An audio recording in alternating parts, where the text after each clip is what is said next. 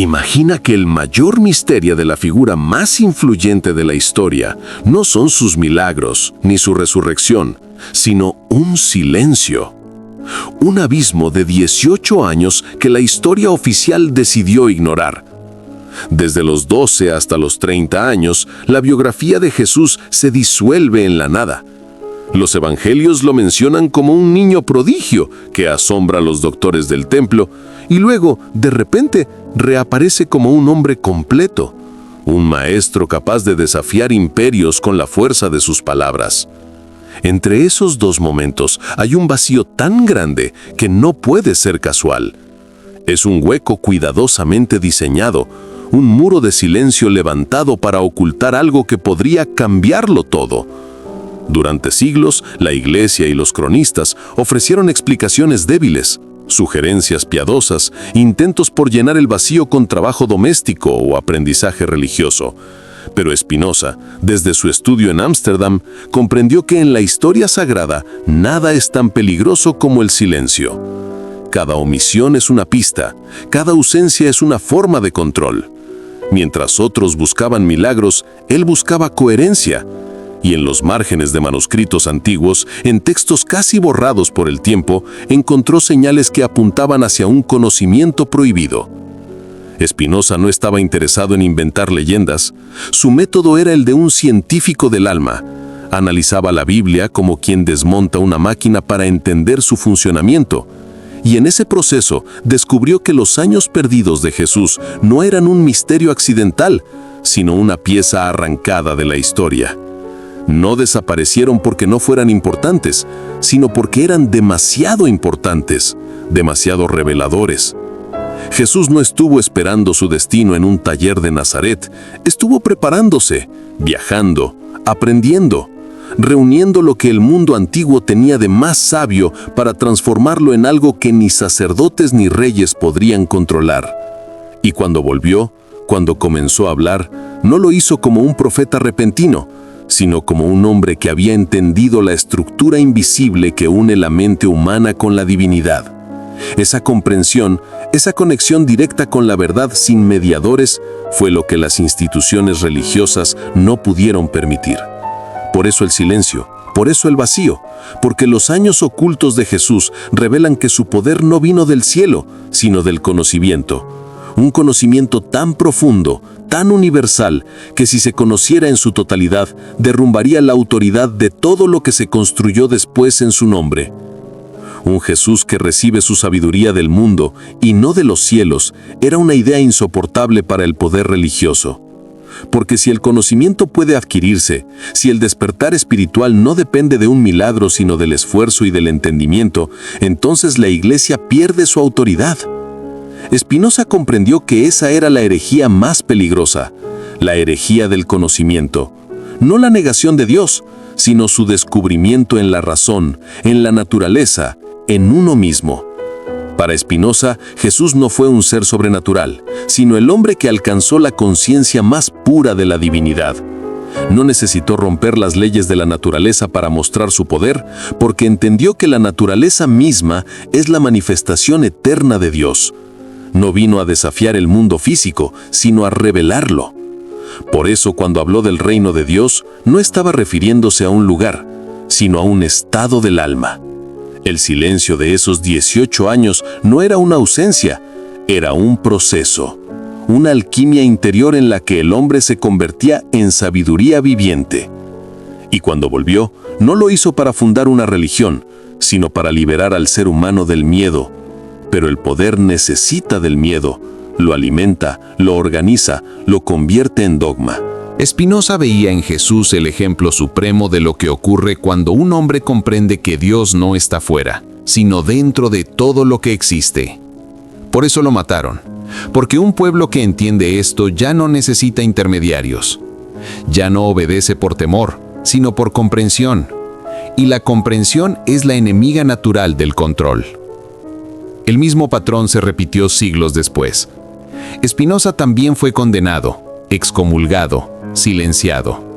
Dos hombres separados por 1600 años, unidos por la misma culpa, haber mirado la verdad directamente. Ambos pagaron el precio de pensar sin permiso. Y aún hoy, el silencio continúa.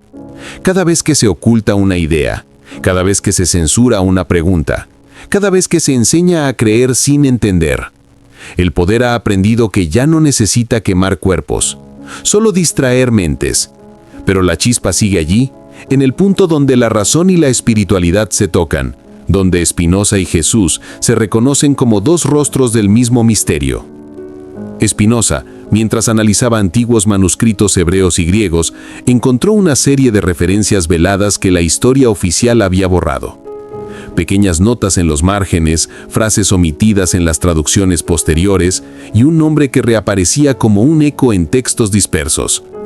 Yeshua ben Yosef, el hijo del constructor. No del carpintero como enseñó la Iglesia, sino del tectón, el maestro de estructuras. La palabra original no describía a un simple artesano, sino a un hombre instruido en la ciencia del equilibrio, en la geometría sagrada y en la organización del poder. José no construía mesas, construía ideas. Pertenecía a una red secreta de sabios e ingenieros que creían que el conocimiento debía liberarse del control del templo y los reyes. Esa red, los tectones, tenía un propósito: levantar una nueva arquitectura del pensamiento, una en la que el hombre no necesitara intermediarios para acceder a la divinidad. Pero el conocimiento libre es peligroso. Cuando las autoridades descubrieron que José estaba vinculado a esta red, fue silenciado, asesinado. Jesús tenía 12 años cuando su padre desapareció, justo después de asombrar a los doctores del templo con su inteligencia precoz. Aquella visita al corazón del poder fue su última aparición pública antes de convertirse en un fugitivo. Spinoza dedujo a partir de documentos que sobrevivieron a la censura que Jesús fue protegido por los aliados de su padre. Su nombre desapareció de Judea durante casi 2 décadas. En esos años, el joven no fue un pastor errante, sino un estudiante oculto en el mayor laboratorio de conocimiento del mundo antiguo, Alejandría. Allí, entre los muros de la biblioteca, conoció el fuego de las ideas. Aprendió la lógica de los griegos, la retórica de los romanos, la mística egipcia y la ciencia de los astrónomos. Fue instruido en la palabra como arma, en la parábola como código. Las historias que después contaría a los campesinos de Galilea no eran simples cuentos, sino dispositivos de pensamiento, construidos para sembrar comprensión en quienes aún vivían bajo el velo de la fe ciega. Alejandría fue su iniciación intelectual. Allí entendió que la verdad no se impone con milagros, sino con símbolos, que la palabra puede ser una llave que abre sin violencia la puerta de la mente. Y en silencio, el hijo del tectón se preparaba para continuar la obra inconclusa de su padre, construir un templo que no estuviera hecho de piedra, sino de conciencia. Tras los primeros años de retiro, Jesús comenzó a moverse por regiones menos conocidas, lejos de Judea y Jerusalén. No era un viaje casual. Cada desplazamiento estaba cuidadosamente planeado, deliberadamente diseñado para absorber conocimientos que más tarde integraría en su enseñanza. Se dice que pasó tiempo en Alejandría y Egipto, ciudades donde el conocimiento antiguo se mezclaba con religiones misteriosas y escuelas filosóficas secretas. Allí estudió textos de sabiduría esotérica, matemáticas sagradas y prácticas de meditación y contemplación que no estaban al alcance del público común. No era un aprendiz ordinario. Se interesaba por la naturaleza del alma, la causa del sufrimiento y la verdadera fuente de la divinidad, ideas que resonarían después en sus parábolas y enseñanzas. Pero no se quedó quieto. Jesús emprendió viajes al norte y al este, explorando territorios que hoy forman parte de Siria y Mesopotamia. En estas tierras se encontró con maestros de tradiciones diversas. Algunos le enseñaron la disciplina del silencio, otros la interpretación profunda de los textos sagrados y otros la capacidad de cuestionar dogmas que la mayoría aceptaba sin pensar. Durante este periodo, también empezó a reunir a sus primeros discípulos secretos. No eran muchos, y ninguno podía hablar públicamente sobre lo que aprendían. Jesús les enseñaba principios de autodisciplina, amor crítico y discernimiento espiritual, preparando así un grupo que pudiera entender su mensaje más profundo, sin deformarlo. Curiosamente, en estas etapas tempranas se formó un Jesús introspectivo y estratégico, distinto del que más tarde sería conocido en Jerusalén. Su enseñanza inicial no estaba destinada a multitudes ni a milagros espectaculares, sino a la transformación silenciosa del espíritu humano a través de conocimiento y reflexión. En resumen, esta segunda parte de su vida muestra a un Jesús en constante búsqueda, aprendiendo, observando y formando un grupo reducido de discípulos capaces de comprender su visión del mundo. Era un proceso de preparación y paciencia. Cada paso tenía un propósito, cada encuentro un significado oculto. Después de su retiro inicial, Jesús no se limitó a viajar. Cada movimiento tenía un propósito pedagógico y espiritual. Sus acciones eran a la vez prácticas y simbólicas, diseñadas para entrenar su mente y su espíritu. Algunos ejemplos. Meditación y contemplación silenciosa. Jesús pasaba largas horas solo en desiertos, montañas y riberas de ríos. No se trataba de soledad vacía, sino de una práctica de observación de la naturaleza, estudiando cómo fluye el agua, cómo crecen las plantas y cómo se relacionan los animales entre sí. Esto le enseñó a percibir la armonía de la creación y a reflexionar sobre la relación entre causa y efecto, un principio que más tarde aplicaría en sus enseñanzas sobre el bien y el mal. Estudio de textos antiguos y esotéricos. En ciudades como Alejandría, accedió a bibliotecas restringidas donde leían textos de filosofía griega, sabiduría judía y tradiciones místicas orientales. Por ejemplo, estudió los principios del neoplatonismo, que le mostraban la conexión entre lo divino y lo humano, y textos sobre la ley natural y la ética, que más tarde reinterpretaría para sus discípulos. No era un simple estudio académico. Cada texto lo analizaba, lo cuestionaba y buscaba su significado práctico para transformar vidas. Disciplina física y mental. Jesús practicaba ayunos prolongados, ejercicios de resistencia y técnicas de concentración mental.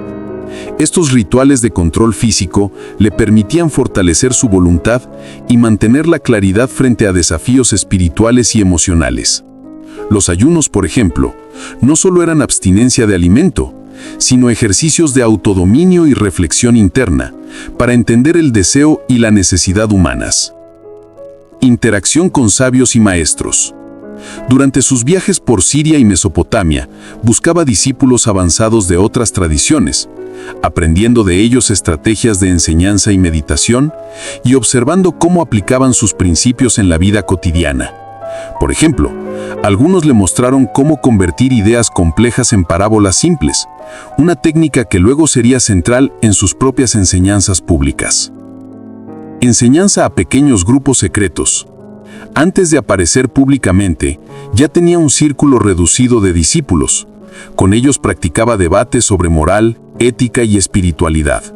Les enseñaba, por ejemplo, a cuestionar la autoridad y la tradición sin caer en la rebeldía inútil, a discernir qué normas eran justas y cuáles se usaban para manipular.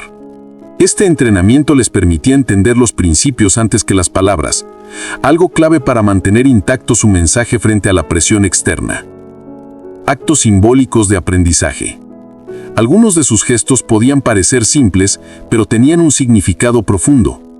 Beber agua de ríos alejados, simbolizando la pureza del conocimiento no contaminado por intereses humanos. Observar tormentas y tormentas de arena para aprender a mantener la calma en medio del caos.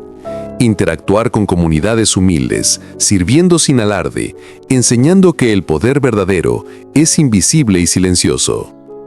En esta fase, Jesús estaba moldeando su mente y su espíritu, entrenando a su cuerpo, su ética y su capacidad de enseñar.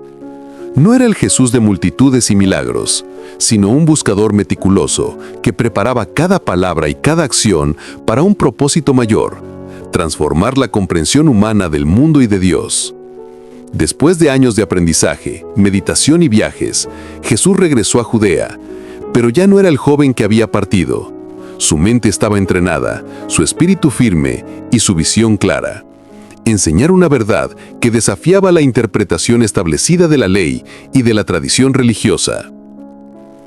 Primeros encuentros públicos.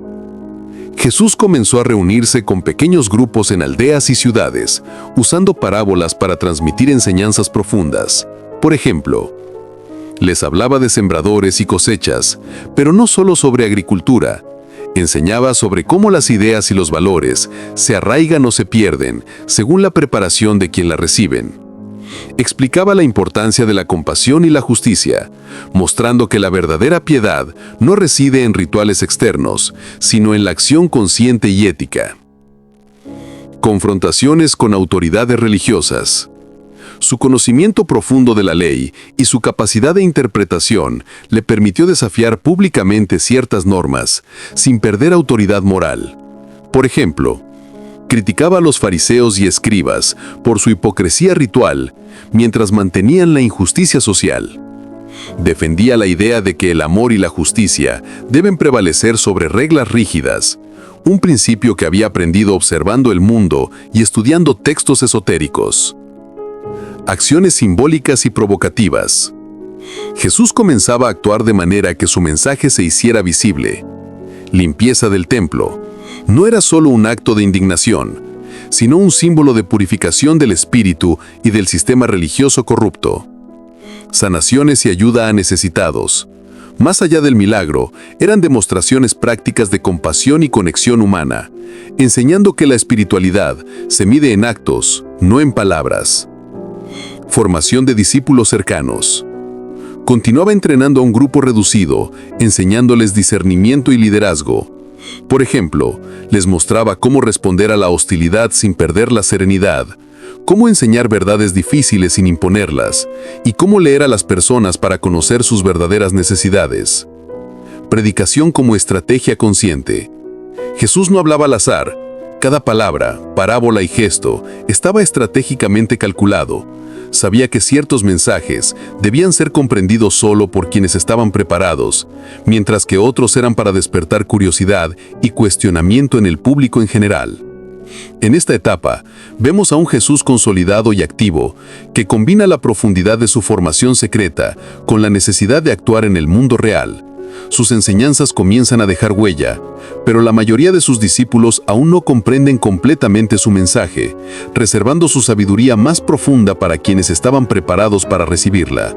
Tras su regreso a Judea y sus primeros actos públicos, Jesús comenzó a ganar notoriedad, atrayendo a multitudes y a discípulos con diversas motivaciones. Sin embargo, gran parte de su conocimiento más profundo seguía reservado para un círculo íntimo, porque entendía que la verdad podía ser malinterpretada o distorsionada si se difundía sin preparación. Enseñanzas públicas con doble significado. Sus parábolas eran herramientas estratégicas. Por ejemplo, la parábola del hijo pródigo no solo hablaba de perdón familiar, enseñaba a sus discípulos a reconocer la dinámica del ego, la culpa y la redención interna.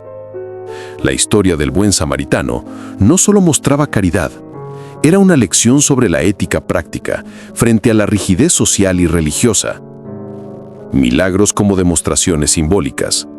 Muchos actos, considerados milagrosos, tenían un propósito pedagógico y espiritual. Curaciones o exorcismos eran formas de enseñar que la mente y la fe influyen sobre la percepción y la experiencia humana. Multiplicaciones de alimentos eran lecciones sobre abundancia, cooperación y la importancia de compartir, más que hechos físicos extraordinarios. Formación de discípulos avanzados. Jesús seleccionaba cuidadosamente a quienes podían entender y aplicar sus enseñanzas más profundas. Les enseñaba a analizar la ley desde la raíz, no solo cumplirla superficialmente. Practicaban ejercicios de discernimiento, meditación y comunicación estratégica, preparándose para transmitir un mensaje transformador, sin ser manipulados por intereses externos. Conflictos con autoridades y grupos de poder. La claridad de sus enseñanzas y la independencia de sus discípulos comenzaron a provocar tensiones con los fariseos, escribas y líderes políticos. Sus críticas a la hipocresía y a la corrupción religiosa eran precisas y calculadas, evitando ataques directos innecesarios, pero dejando su mensaje claro.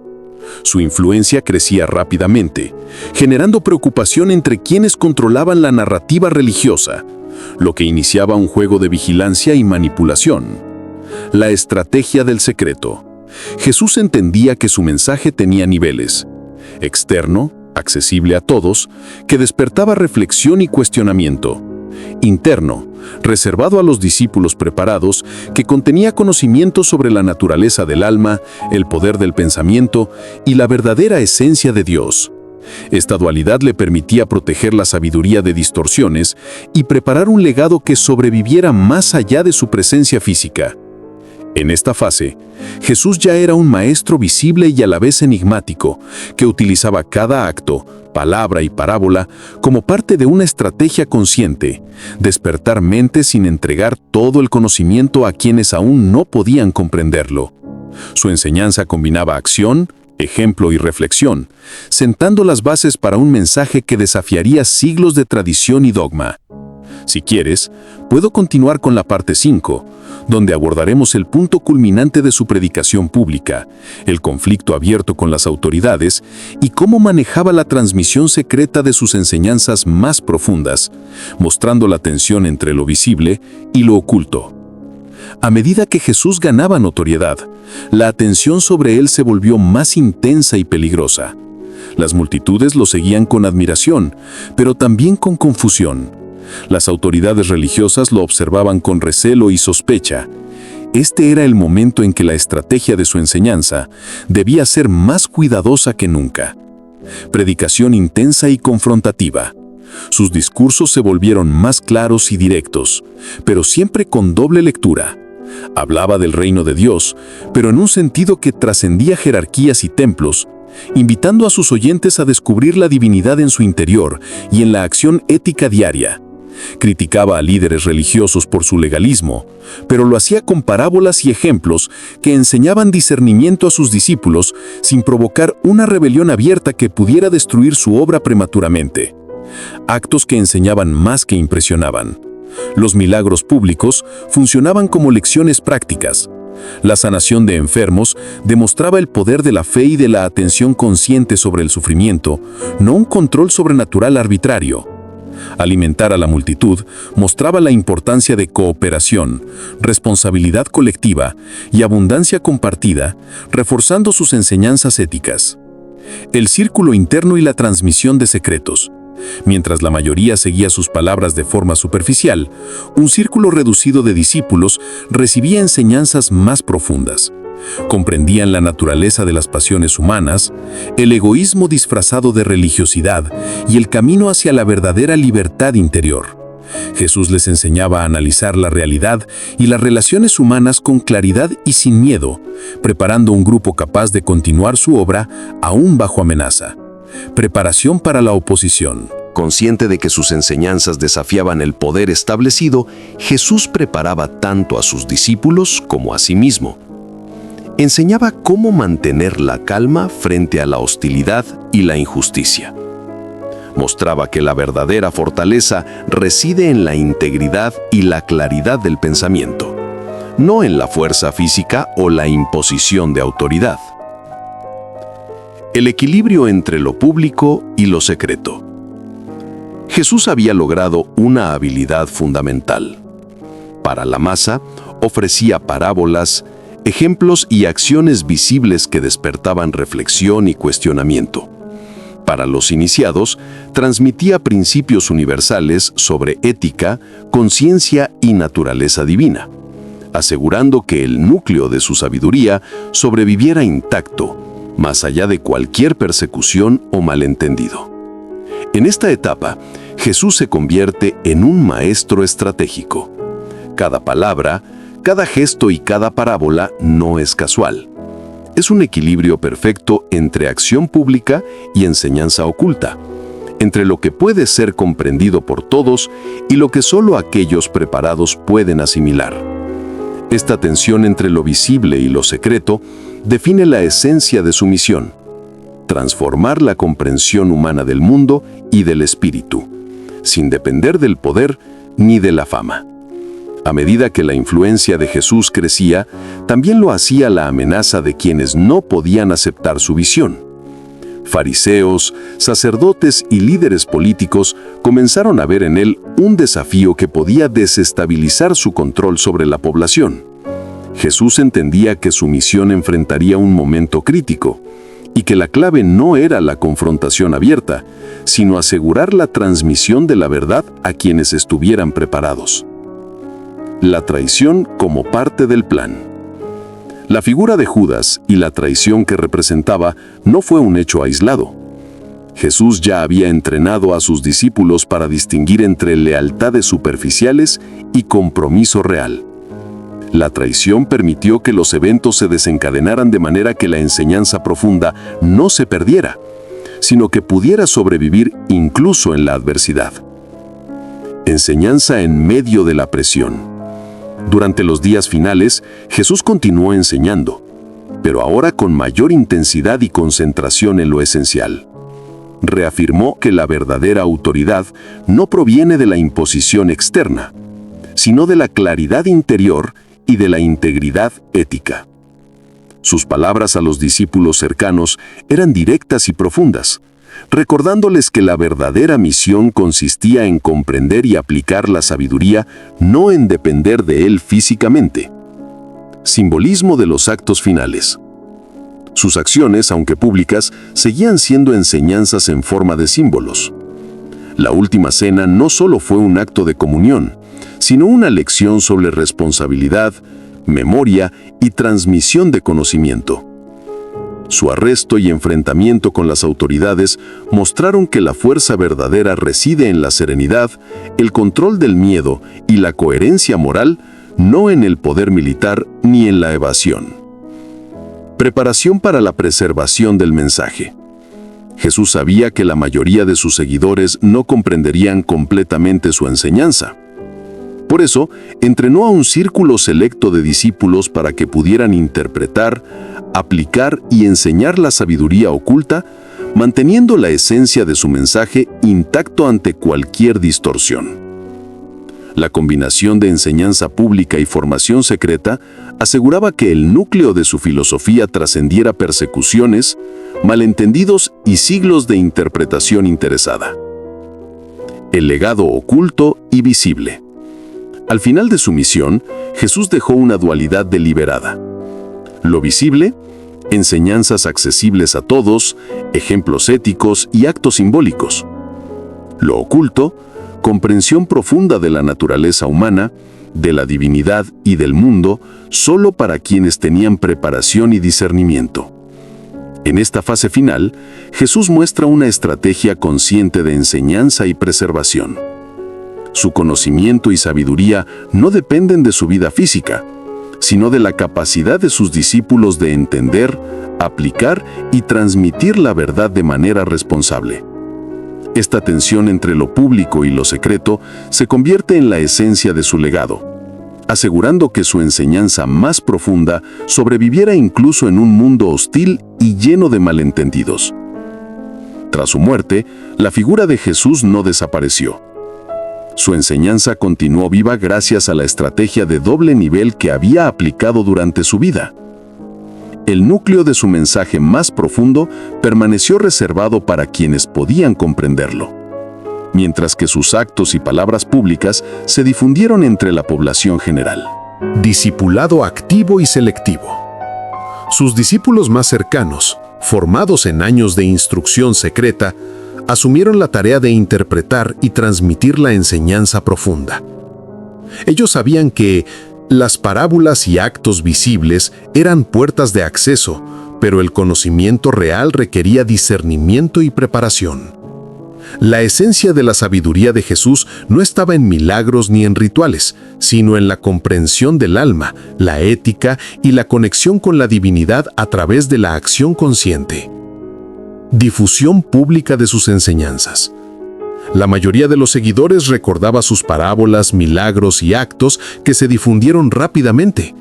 Historias como la del buen samaritano o el hijo pródigo se convirtieron en herramientas pedagógicas universales, accesibles a todos sin necesidad de preparación previa. Estas enseñanzas externas inspiraban reflexión y conducta ética, preparando indirectamente a futuras generaciones para recibir enseñanzas más profundas. Preservación del conocimiento secreto. Paralelamente, los discípulos iniciados mantuvieron un cuerpo de conocimiento interno, protegido de distorsiones. Incluía enseñanzas sobre la naturaleza de las pasiones, la libertad interior y la verdadera esencia de Dios que Jesús había transmitido con precisión y cuidado. Esta estrategia permitió que la sabiduría trascendiera incluso los intentos de manipulación doctrinal, asegurando que el núcleo filosófico permaneciera intacto. El equilibrio entre el legado visible y oculto. La vida y muerte de Jesús ejemplifican un principio claro. Lo público sirve para despertar conciencia y cuestionar estructuras, mientras lo oculto protege la profundidad del conocimiento y evita que sea mal interpretado. Gracias a esta dualidad, su enseñanza pudo adaptarse a diferentes épocas, culturas y contextos, manteniendo coherencia interna incluso cuando la historia la transformó en religión organizada. Impacto a largo plazo. El efecto de esta estrategia se siente siglos después. Las enseñanzas visibles siguen inspirando ética, compasión y reflexión espiritual. La enseñanza secreta, preservada por discípulos iniciados, influyó en filosofías, místicos y pensadores que buscaban comprender la raíz del mensaje original, dando lugar a interpretaciones profundas y universales. En la parte 7, queda claro que la misión de Jesús no terminó con su muerte. Su legado sobrevivió gracias a una planificación consciente, un equilibrio entre enseñanza pública y transmisión oculta, y la preparación cuidadosa de quienes podían comprender la verdad completa. Su vida demuestra que la sabiduría profunda se preserva mediante estrategia, disciplina y discernimiento, y que la verdadera enseñanza trasciende el tiempo y la historia. La vida de Jesús, desde sus años de aprendizaje secreto hasta su predicación pública y su muerte, revela un patrón consciente y estratégico de enseñanza, un equilibrio entre lo visible y lo oculto, entre lo accesible a todos y lo reservado para quienes estaban preparados. Cada etapa de su vida fue una lección sobre cómo transformar la comprensión humana y conectar con la divinidad a través de la ética y la razón. La preparación y los viajes ocultos. Sus años de retiro, meditación y estudio en lugares como Egipto, Siria y Mesopotamia no fueron meras aventuras, sino una formación profunda. Jesús aprendió a observar la naturaleza, analizar la mente humana y dominar las pasiones, desarrollando la claridad y disciplina necesarias para su misión. Enseñaba a un círculo selecto de discípulos, transmitiendo principios que solo podían comprender quienes se habían preparado intelectual y espiritualmente. La enseñanza pública y simbólica.